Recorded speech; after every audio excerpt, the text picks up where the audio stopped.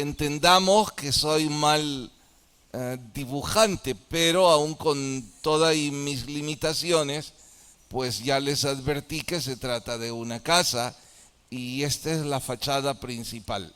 Bien, haciendo eco de ello, les pregunto, ¿qué le hace falta a esta casa o estamos suficiente? Oh, rápidamente ustedes dijeron que le falta una ventana o mejor le ponemos dos. ¿Y por qué quieren dos? No, esperen, muchos me han respondido, pero no sé qué han dicho. Mano en alto, por favor. ¿Quién es? Hermano. Más ventilación. Entonces las ventanas provocan a nuestra casa ventilación. Junto a la ventilación, ¿qué más hacen las ventanas? Dan mejor iluminación. Bien. Los libros de homilética dicen que lo mismo que las ventanas son para una casa, son las ilustraciones para un sermón. Eso significa que las ilustraciones en una disertación, no necesariamente o únicamente una disertación bíblica, cualesquiera disertaciones, lo mismo que las ventanas son para una casa, igual las ilustraciones para una disertación. Es decir, las ilustraciones le dan iluminación y ventilación, sin dejar de mencionar que creo que se les olvidó algo más en cuanto a lo que estas ventanas hacen para la casa.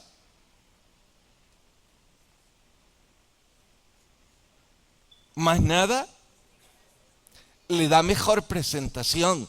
Así es que de igual forma, una ilustración le da mejor presentación. Cuando hablamos de una disertación en cuanto a ventilación, ¿de qué estoy hablando? De la amplitud del punto a mencionar. Una ilustración hace que ventile de mejor forma y sea amplio el criterio que se está explicando. De igual manera, crea mayor iluminación a la imagen del concepto. Y por supuesto que el buen orador, haciendo eco de buenas ilustraciones, logrará que su pieza de oratoria tenga mejor presentación. Los escritores bíblicos, si no todos, casi todos ellos, eran diestros en usar las ilustraciones.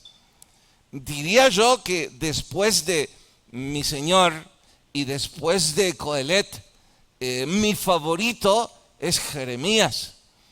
Es que para ventilar, iluminar y mejorar la presentación de sus mensajes, Jeremías no solo hacía eco de ilustraciones habladas, él las dramatizaba, las vivía y más de una vez incluso se convirtió en un trovador, con el ánimo de que la gente lo recibiera con mayor entusiasmo y que el mensaje fuera más claro, más asimilable, que impactara de mejor forma. Válido es decir, ninguno de estos oradores bíblicos tuvo como propósito al hacer eco o al hacer gala de las ilustraciones, ellos ganar reputación o vanagloria de buenos oradores. El propósito de ellos era que el mensaje impactara, que llegara al corazón de los no alcanzados y que los ya alcanzados fueran edificados. No había arrogancia en ellos. Estoy diciendo todo esto porque el capítulo que hoy vamos a estudiar, Pablo va a dar la lección precisamente haciendo uso de dos ilustraciones. Y advierto, ahora que ustedes ya saben cuál es el propósito de una ilustración para una pieza de oratoria, advierto que Pablo no perseguía vanagloria ni una presentación por encima de los oradores griegos. Él solo buscaba que el mensaje fuese asimilable, que la imaginación, la mente de su auditorio pudiera volar con el mensaje y que los inspirara a hacer cambios. Él usó la labranza, el cultivo, sus jornaleros, el crecimiento y el cuidado de ese cultivo. Luego usó otra ventana más y en esta hizo eco de la construcción de un edificio. Se refirió de forma implícita al diseño, a los planos principales, la calidad del material que se debía usar en esa construcción y por supuesto la puesta a prueba de que ese edificio cumplía los requerimientos del diseño y del que había pagado por ese edificio. Ambos eran temas muy familiares para el auditorium de Pablo. Estoy diciendo que para quienes escucharon esto no se requerían grandes conocimientos, prácticamente era parte de su diario vivir. Al hacer eso, ellos entendían todo de mejor forma. Pues bien, para nosotros, aunque creo que no trabajamos en esos rubros, me refiero a la agricultura y la construcción, aunque probablemente algunos de ustedes sí en una u otra, la mayor parte por ser citadinos no es parte de nuestro diario vivir. Aún con todo y eso, pienso que igual va a ser igual de fácil de entender. Lo que hace falta saber es si cuando entendamos con estas ilustraciones el sermón o el punto principal del sermón de este capítulo, si estamos dispuestos a ponerlo en práctica. El sermón de hoy se titula Hay que cuidar el edificio. Vayan por favor a la primera carta a los Corintios capítulo 3. Hay que cuidar el edificio. Primera carta a los Corintios capítulo 3. ¿Lo han encontrado? Bien, antes de leer, aun cuando yo ya les he dicho las dos ventanas, pues ahora que lo leamos, imagino adquirirá mayor pasión y la ventilación y la iluminación que las ventanas suponen provocará sus mentes y lo asimilarán mejor, sin dejar de mencionar que también embellecerá la presentación de la pieza de oratoria. Sin embargo, eso sería puro envanecimiento para un orador. Si no consigue que el lector o el auditorio a quien está dirigiendo esa pieza no logran concluir cuál es el tema principal, qué es el impacto que él persigue. Así es que, mientras leemos, intenten sacar tres conclusiones. La primera, ¿de qué se trata cada ilustración? Insisto, yo ya se los advertí, pero ahora será más apasionante. Pero lo tercero no se los he dicho. ¿Cuál es el mensaje principal, el corazón de la pieza? ¿Cuál es la columna vertebral o la enseñanza principal? Eso es algo que ustedes tienen que sacar mientras estamos leyendo el pasaje. Capítulo 3, vamos al verso 1. Vamos a ir hasta el verso 6, porque ya en media semana vimos hasta el verso 5. Yo planté, Apolos regó, pero el crecimiento lo ha dado Dios. Así que ni el que planta es algo, ni el que riega, sino Dios que da el crecimiento. Y el que planta y el que riega son una misma cosa. Así que aunque cada uno recibirá su recompensa conforme a su labor, y en cuanto a su labor no se está refiriendo que plantar es una labor mejor que regar. Solo está diciendo que con el entusiasmo y el empeño que el que regó o el que plantó, así recibirá su recompensa. Porque nosotros somos colaboradores de Dios y vosotros sois labranza de Dios, edificio de Dios. Se refiere a los colaboradores, obviamente a los pastores, a los maestros, a los que estaban instruyendo. Y labranza se refiere a la iglesia en Corinto. Verso 10. Conforme a la gracia de Dios que me ha sido dada, yo como perito arquitecto puse el fundamento. Paren un momento.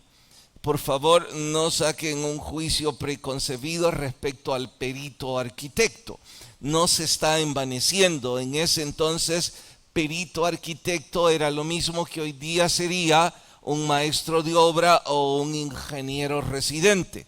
Se los explico luego. Lo que está diciendo Pablo es, sí, claro, yo como ingeniero residente o como maestro de obra puse el fundamento, sigo. Y otro edifica encima, pero cada uno mire cómo sobreedifica.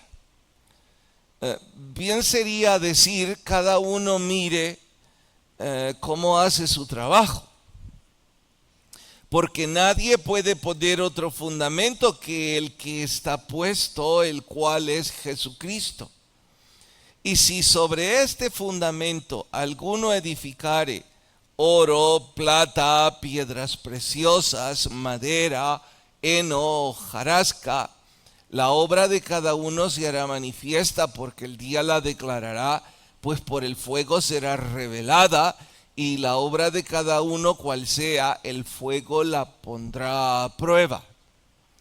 Si permaneciere la obra de alguno que sobreedificó, recibirá recompensa. Si se quemare, sufrirá pérdida. Si bien él mismo será salvo, aunque así como por fuego. Otro paréntesis, imagino, están ya deduciendo cómo él maneja un concepto y otro como si fueran la misma cosa. Se está refiriendo a la construcción de un edificio, pero en forma paralela coloca la salvación y la vida espiritual, que en este caso obviamente es el propósito de esta disertación. La ilustración de la materia prima a usar, sea heno, hojarasca, oro o plata, es nada más para embellecer y para iluminar la idea. Verso 16. ¿No sabéis que sois templo de Dios y que el Espíritu de Dios mora en vosotros? Si alguno destruyere el templo de Dios, Dios le destruirá a él, porque el templo de Dios, el cual sois vosotros, santo es. Nadie se engañe a sí mismo. Si alguno entre vosotros se cree sabio en este siglo, hágase ignorante para que llegue a ser sabio. Porque la sabiduría de este mundo es insensatez para con Dios, pues escrito está, Él prende a los sabios en la astucia de ellos. Y otra vez, el Señor conoce los pensamientos de los sabios que son vanos. Así que ninguno se gloríe en los hombres, porque todo es vuestro. Sea Pablo, sea Apolos, sea Cefas, sea el mundo, la vida, la muerte, lo presente, lo porvenir. Todo es vuestro y vosotros en Cristo y Cristo de Dios. Por favor, oren conmigo. Señor, te ruego que tu gracia nos ilumine y ventile nuestro pensamiento para que podamos entender el mensaje principal y que querramos ponerlo en práctica. Por favor, háblanos, en Cristo Jesús lo pedimos. Amén. Bien, ¿podrían sugerirme el corazón de esta pieza de oratoria? Solo uno, así varios me confunden. ¿Nadie? Bueno, entonces esta vez yo salgo bien librado y tengo que platicar con el apóstol y decirle que como orador es un desastre, que ocupó tremendas ilustraciones y gran pieza de oratoria, pero que no le entendieron nada. ¿Amén? No, hermana Edith cree saber el corazón. A ver, no es la salvación y la vida eterna. No pasen de largo que está hablando a los que son salvos. A ver, Emily. El no vanagloriarse, si estuviéramos en caliente o frío, estás tibio. Te estás acercando, pero no es vanagloriarse. A ver, Tomás. El cuidado y la edificación del templo, que casi lo ha dicho, o sea, está casi caliente. Jonathan, te alejaste un poco, hermana Janet, se alejó. Hermana Araceli, no, bueno, se acerca, está implícito. Ahora les pongo un desafío extra. ¿Por qué no mejor y lo decimos con las palabras de Pablo? Eso va a ser más contundente. Tomás, pero esas no son las palabras de Pablo. Me refiero, dicho como está aquí. Julio. Sí, pero en serio, para los que no lo oyeron, dice Julio, se acabó a todos los religiosos. A ver, hermano Rey.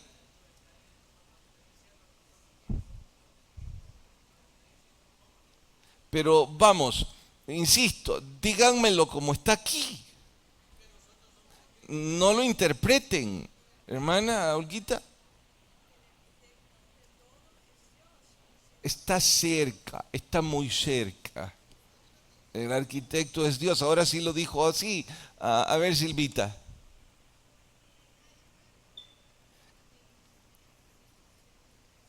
Sería el segundo. Creo que están por decir, wow, ¿cómo va a ser el segundo que el fundamento es otro? A ver, Eduardo. Le pegaste. El versículo 16 y el 17 es el corazón de la pieza de oratoria.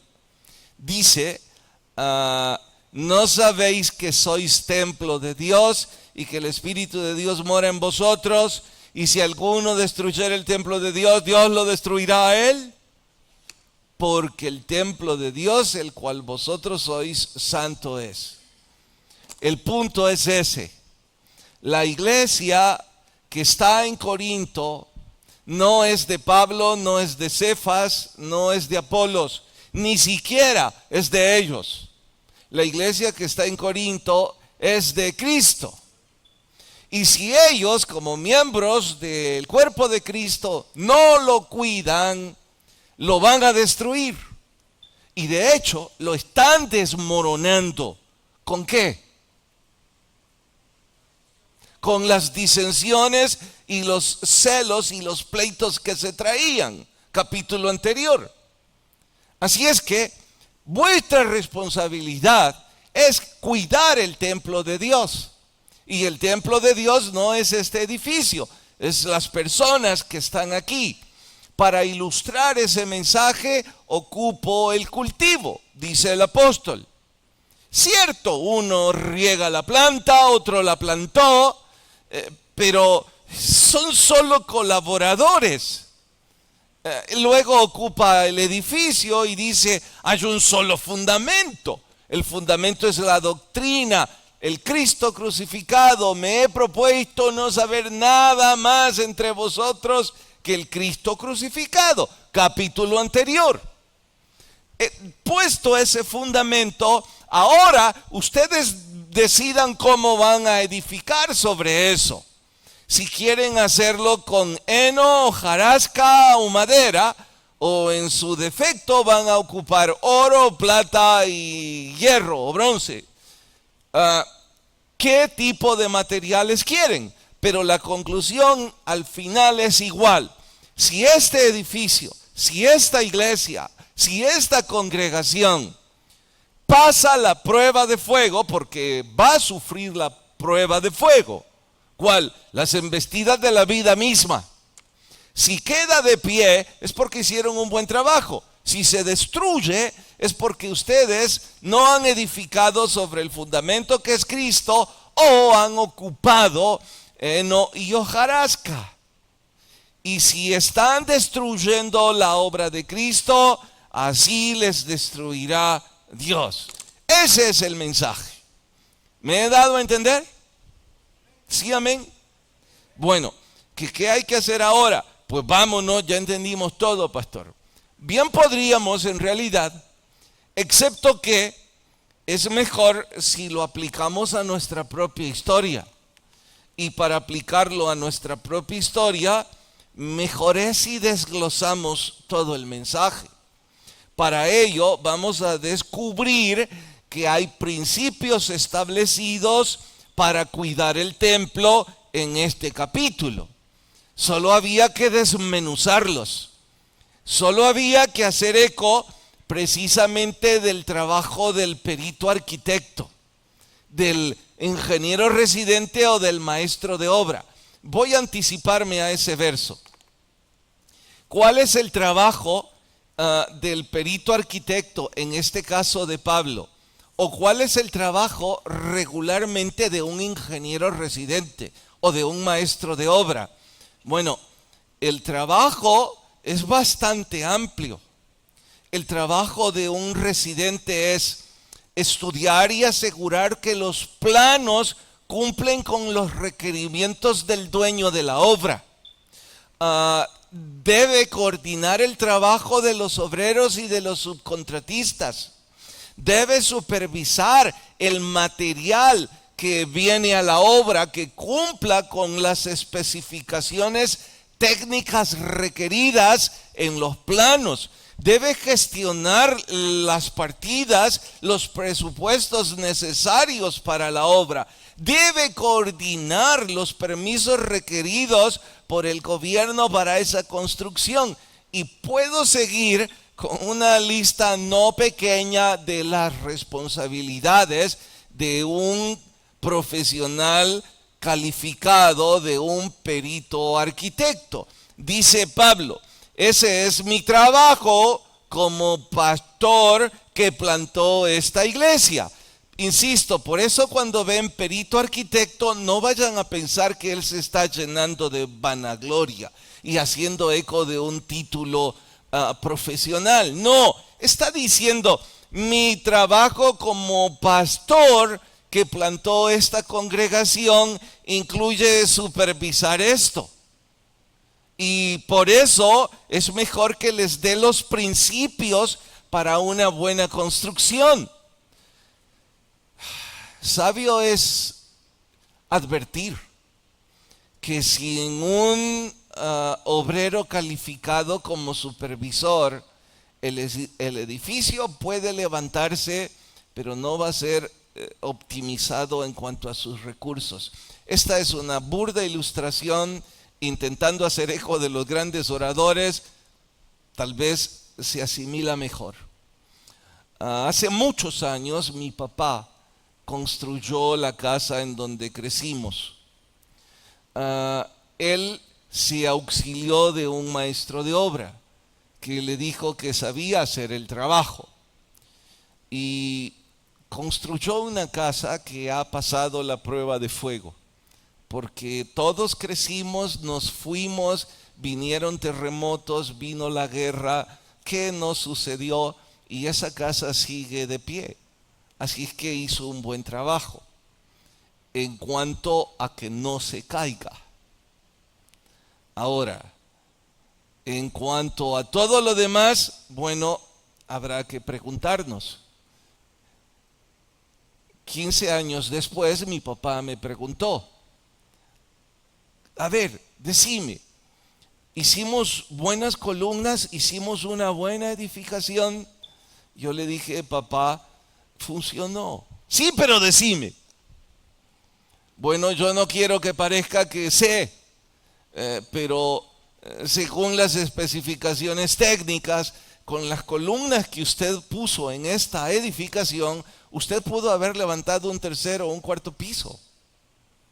Tiene suficiente hierro y suficiente concreto como para un cuarto piso. Le habría costado la mitad si hubiera contratado a un estructurista que calculara esto y que revisara las especificaciones.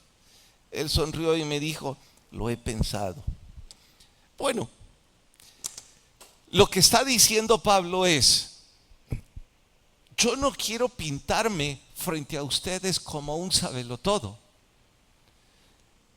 Es mi trabajo como el plantador de esta iglesia establecer algunos principios sobre los cuales ustedes deben sobreedificar, porque yo no estoy más ahí. ¿Y cuáles son esos principios? Los que ahora vamos a resaltar bajo la premisa de que el templo de Dios somos nosotros, la iglesia, y que si no lo cuidamos se va a desmoronar. Bien, ¿cuál es el primero? Verso 7. Dice, así que ni el que planta ni el que riega es algo, sino Dios, el que da el crecimiento. Dice entonces, para que esto se construya o para que este cultivo se coseche, se necesita todo un equipo de servidores, desde el que va a plantar hasta el que va a regar. ¿Ha visto a alguien que se aplauda al obrero porque hizo lo que se esperaba de su trabajo? No, eso es lo que se esperaba. Para eso se le pagó, para eso fue llamado, para que pusiera la semilla o para que regara el cultivo, para eso se le llamó. Quienes están aplaudiendo a los predicadores, quienes están tomando bandera y partido sobre Pablo, o en Pablo, en Apolos o en cualesquiera de ellos, están destruyendo el cuerpo de Cristo. Porque se necesita a todos ellos.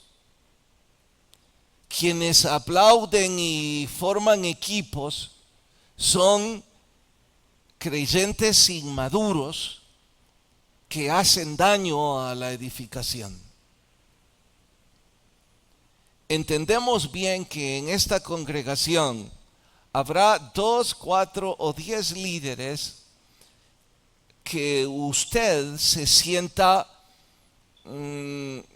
más identificado al trabajo que ellos hacen, por su retórica, por su forma de presentarse, por su proactividad o por su temperamento.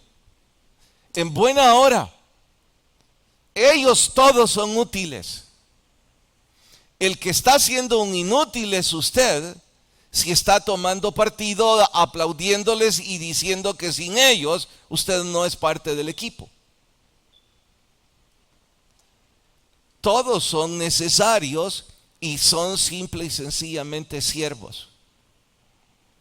Si finalmente usted no se siente identificado con cualesquiera de ellos, o aún peor, con el pastor, y si usted piensa que su trabajo dentro de esa obra, llámese esta iglesia, un ministerio o su propia familia, ya usted no está creciendo ni está colaborando al crecimiento del cuerpo de Cristo, hágase a un lado y busque una organización, busque un grupo, un ministerio o un líder con el cual usted siente que está siendo de bendición para ese cuerpo de Cristo.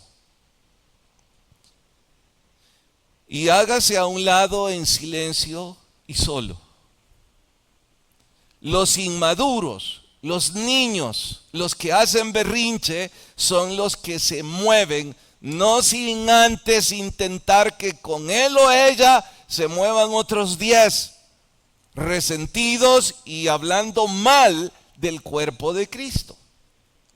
Destruyen la iglesia, destruyen un ministerio, destruyen una familia, y probablemente lo único que estaban era molestos porque no se les presta atención a lo que ellos quieren. Aquí dice que será destruido porque no está construyendo. Bueno, segundo principio, verso 8. Y el que planta y el que riega son una misma cosa, aunque cada uno recibirá su recompensa de acuerdo a su labor. Verso 9. Porque nosotros, colaboradores de Dios, y vosotros sois labranza de Dios. Ahora dice: no he bautizado más que a Gayo y a otros 4 o 5. ¿A quién le importa en realidad a quién bauticé? Es que deben entender, le está diciendo Pablo a la iglesia en Corinto: mi trabajo era plantar esta iglesia. Que luego haya venido Apolos y haya provocado un crecimiento multitudinario, o que la doctrina de Cefas, de Pedro, haya consolidado, eso no es importante en cuanto a los nombres de esos obreros, porque ellos son obreros. Ustedes siguen provocando división por sus gustos o sus disgustos, por sus estilos o la falta de estilo. Y de igual forma que el anterior, creo que es más fácil ilustrando el punto. 1994 recibimos las credenciales para ser iglesia. Y al 2025, 34 años, algo así, poco más, poco menos. Y dirá alguien: bueno, han hecho un buen trabajo como iglesia. Cuidado con lo que usted dice. Si nos remontamos a la historia, si pudiéramos, que no debemos, pero si pudiéramos resaltar algún mérito del crecimiento de la iglesia evangélica hoy por hoy en este país, el mérito no es para las iglesias que hoy estamos de pie. Si es que hubiera algún mérito, es para los pioneros que plantaron la semilla del evangelio en este país. Y eso fue 100 años atrás, un poco más. Diría yo, wow, a eso sí les tocó difícil. Ellos tuvieron que ser humillados. Ellos no recibían permisos fácilmente para una iglesia. Ellos eran avergonzados. En un día como hoy, celebrar un servicio religioso evangélico hace 40 años era un riesgo en muchos pueblos, deben saberlo.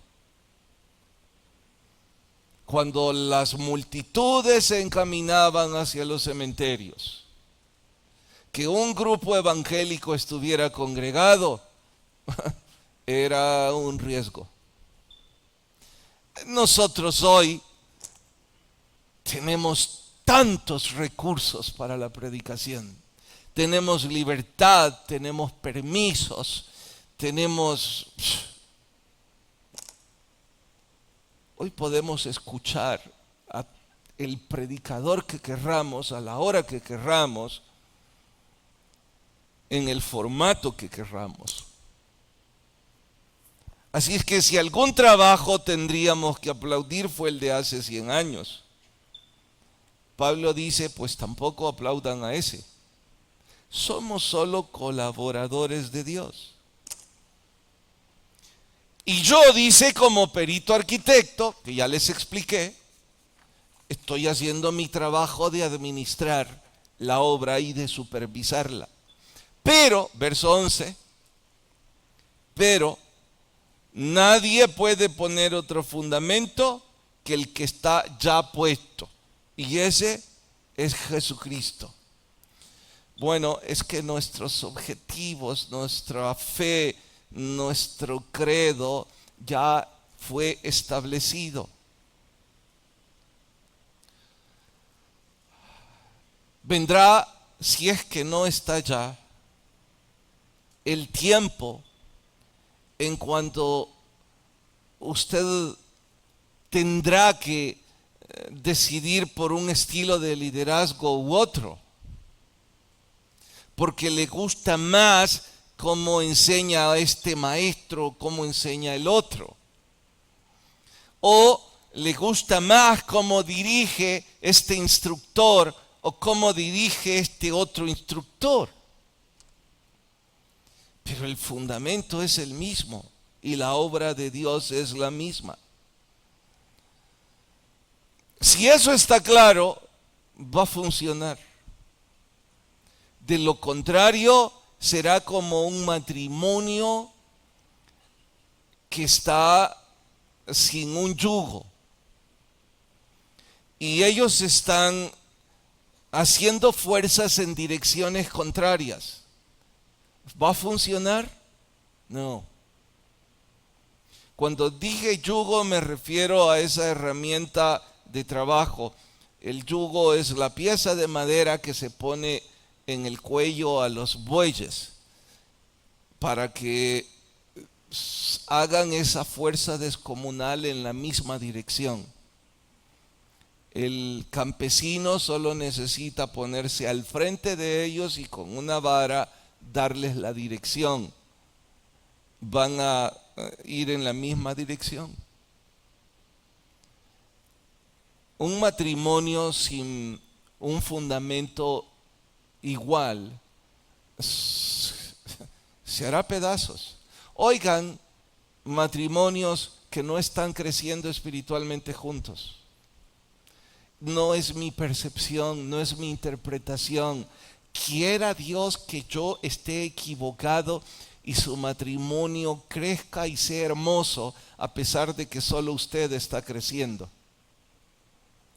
La simple lógica le está gritando, pronto se harán pedazos, porque las fuerzas las están dirigiendo en sentidos opuestos.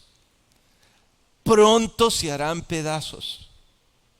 No, pastor, yo puedo llevar la fiesta en paz, guardar silencio. Es otro fundamento en el que están edificando su esposo o su esposa. Y como ellos tienen un fundamento diferente al suyo, eso no va a funcionar. Y cuando digo se hará pedazos, quiera Dios que eso no signifique una separación, pero sí será tristeza, sufrimiento. El matrimonio debería ser una especie de refugio, un paraíso al que usted regresa después de un arduo día de trabajo. Su pareja debería ser un compañero o un amigo con quien usted disfruta muchísimo mientras come, mientras usted disfruta una película, mientras usted llora porque perdió un negocio. Pero si lo que usted tiene es una pareja para cumplir la apariencia religiosa o familiar, será trágico, triste para usted. Deben ponerse el yugo juntos y hacer fuerzas en la misma dirección. Eso hace más importante el siguiente principio: la calidad de los materiales que voy a ocupar para la obra. Vean el verso 12. El verso 12 dice: y si sobre este fundamento alguno edificare oro, plata, piedra preciosa, madera, heno, hojarasca, pues cada uno se le declarará por el momento cuando se ponga a prueba. La diferencia entre los materiales, dividámoslo en dos partes. Pongamos la hojarasca, la madera y el heno en un extremo. Y en el otro extremo pongamos el oro, las piedras preciosas. Es más, hagamos el ensayo y la comparación. Aquí está el oro, la plata y las piedras. A la par está la madera y, digamos, hojarasca. Diferencia entre estos. ¿Cómo es el oro en comparación a la hojarasca al momento de construir? Este es duradero. ¿Cómo es este material? Muy temporal, extremadamente. Este es valioso. Wow, cuesta una fortuna. ¿Cuánto cuesta la madera y la hojarasca en contraste? Claro que no está hablando de cedro, no me vaya usted a decir, bueno, cedro. No, es nada más la ilustración. Este es fácil de conseguir, no es valioso y por ende no tiene mucho valor. ¿Qué más podríamos comparar? Sugiera. Este es resistente. Este no resiste nada. Bueno, ahora dice Pablo, como maestro de obra de esta construcción, es mi trabajo cuando los proveedores vienen revisar el material. Cuidado a aquellos que están construyendo sin la certificación de un perito calificado. El hierro, aunque sea la medida que el plano dice, tiene sus propias especificaciones y puede ser hierro de muy mala calidad, que puede hacer que su construcción se venga abajo. Cuidado con lo que usted hace. Bueno, Pablo está diciendo eso. Si están edificando con materiales de poco valor, muy poco duraderos y nada resistentes, este edificio se va a venir abajo. Si están edificando, ahora hablemos de nuestras vidas. Si estamos edificando de forma frívola, pues nuestra vida espiritual va a ser frívola, no va a soportar. Oigan, citaré ejemplos. Usted es un hombre que viene con suerte los domingos.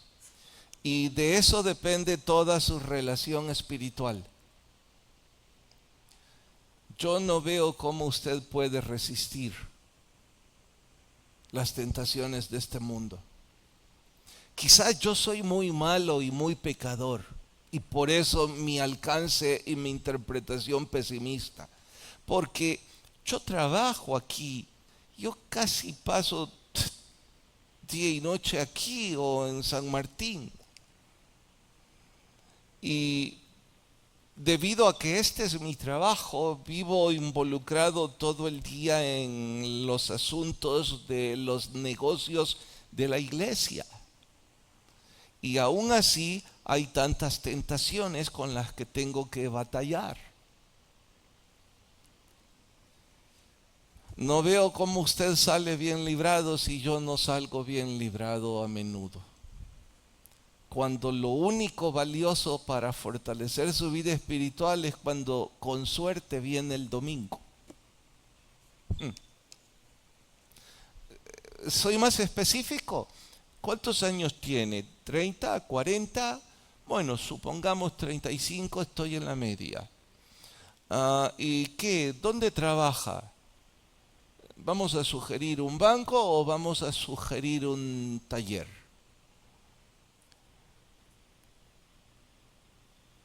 Usted apenas se congrega espiritualmente, apenas se alimenta. En su vida espiritual es puro madera y hojarasca. Y resulta que mañana llegará el diablo vestido de mujer. Que cómo le encanta al diablo vestirse de mujer. Y las mujeres me dirán, pastor, también de hombre. Bueno, pero como el ejemplo que puse fue un hombre. Mañana va a llegar al banco donde usted trabaja o al taller el diablo vestido de mujer. 30 años, increíblemente atractiva, con una vida difícil y necesitada que alguien le ayude a cerrar ese negocio en el banco o que alguien le ayude a reparar su carro sin pagar mucho. Algunos están sonriendo como diciendo, pastor, ¿cree que llega mañana? Mi pregunta es esta. ¿Cómo van a superar eso? Oh, pastor, yo soy fuerte. Bueno, pues Dios lo guarde. Eso en la vida personal. Igual pueden poner un ejemplo las mujeres. Ahora vayamos al tema principal, la iglesia de Cristo. Si nuestro servicio al Señor es mediocre, la iglesia va a ser mediocre. Si mi trabajo en el ministerio en el cual me he involucrado es frívolo, indiferente y casi de mal ánimo, ¿qué resultados cree que tendrá? Usted está sirviendo ya por puro costumbrismo. Es hojarasca. Aquí dice que Dios se glorificará en aquel que va a plantar y que estudió que la semilla esté saludable, que estudió el suelo, que a las 6 de la mañana aró la tierra, que fue por una yunta de bueyes que tuvieran la misma fuerza o en la misma dirección, que ha hecho toda su tarea para que ese sea un trabajo valioso y que dé resultados. Bueno, el resultado no depende de él, depende de que Dios dé el crecimiento, pero dice que Dios se glorifica en ese obrero que está haciendo las cosas con materia prima valiosa. Puntualmente les voy a preguntar, maestros de capilla infantil, maestros de Campo Blancos, dentro de unos minutos van a ir a servir, van a ir a ser colaboradores de Dios en esta obra. Pero ustedes no se prepararon. Ustedes no estudiaron la lección que corresponde. Vienen desvelados porque pasaron viendo películas o redes sociales hasta la 1 de la mañana o jugando lo que sea. Y van a ir malhumorados. Van a ir pensando, debería estar en la playa o haciendo otra cosa. Pobres esos niños, porque ustedes solo irán a destruir el cuerpo de Cristo. Eso es lo que está explicando. Y lo mismo se extiende para el predicador, para el líder de un ministerio o para los que ejecutan aquí los instrumentos. O lo hacemos con pasión y con amor, o es destruir la obra de Cristo.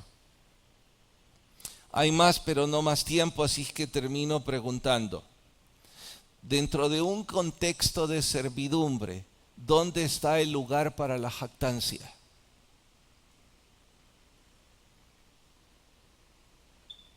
No hay, ¿verdad?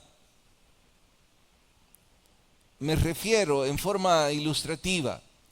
Si nuestro trabajo es ser meseros, ¿dónde está el lugar para la jactancia de un mesero? Pero, si su trabajo lo hacen bien, será un banquete. Si ellos están desalineados, no están preparados o no tienen un rostro de simpatía mientras sirven, no será un banquete.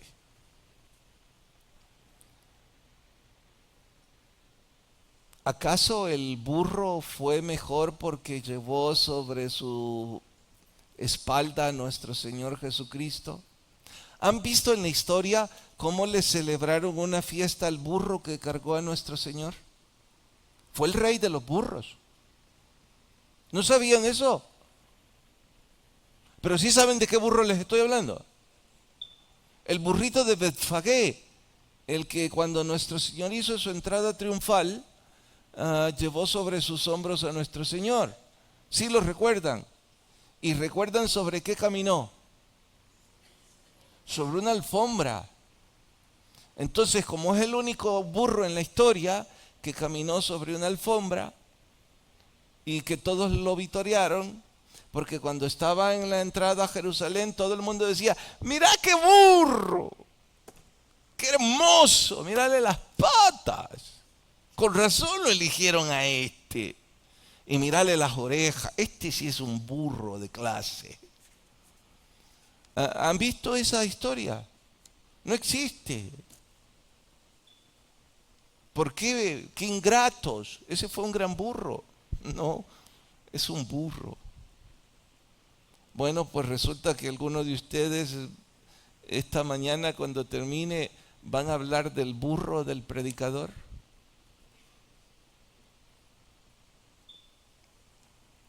Y se paró sobre una alfombra, que nosotros aquí no tenemos, pero casi todas las iglesias usan alfombra.